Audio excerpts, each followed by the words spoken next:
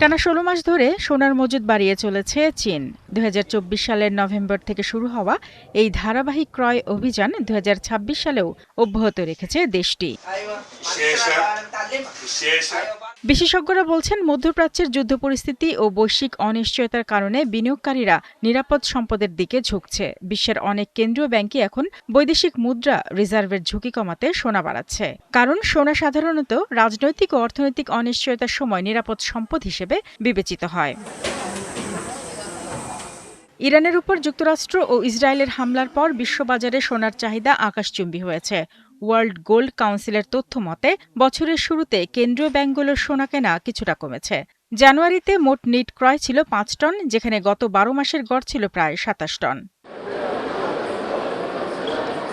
কিছু দেশ আবার সোনা বিক্রিও করেছে, যেমন পোল্যান্ড, রাশিয়া, ভেনেজুয়েলার কেন্দ্রীয় ব্যাংক সম্প্রতি কিছু সোনা বিক্রি করেছে। তবে বিশ্লেষকদের মতে, চলমান ভূরাজনৈতিক উত্তেজনা, বিশেষ করে মধ্যপ্রাচ্যের সংঘাত থাকলে ২০২৬ সাল জুড়েই কেন্দ্রীয় ব্যাংকগুলো সোনা সংগ্রহ চালিয়ে যেতে পারে। শারমিন স্বপ্না, ৭১।